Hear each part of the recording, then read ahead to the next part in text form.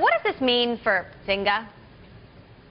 Oh, well, a little more distance certainly between Zynga and Facebook. But, you know, the idea of $2.5 million ads on Facebook seems like a pretty good money-making opportunity. In the case of this development with Facebook, it's not as clear. But here's the context and why Facebook's sort of indirectly getting into the games business.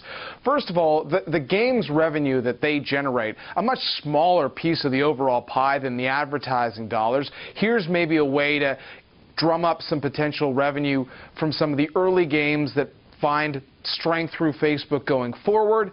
And also this does play well into the mobile strategy that Facebook has been so focused on, since most of the social games these days are certainly meant for mobile users. And so with the stock trading right about where it was when it went public, this is kind of the potential excitement story tied to mobile. But the challenges that Facebook could face with this have to do with what exactly the young game developers will be getting out of this relationship. We already know that if you're buying, say, virtual goods and social games through Facebook, Facebook takes a big cut, upwards of 30%. So it's, to some, almost like you're saying, well, we already take that big cut, now we might be indirectly going into business with you, and that might mean us taking a bigger cut, potentially a big cash grab, if the game developers are on board with the idea. Emily?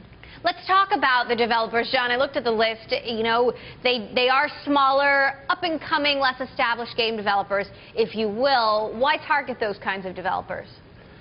I mean, if you think of how quickly the game industry is changing with social games, whether it's companies like Electronic Arts that are shifting their business, or some of the young companies that got big very quickly. I mean, we talk a lot about companies like Gree and King and Kabam and Supercell.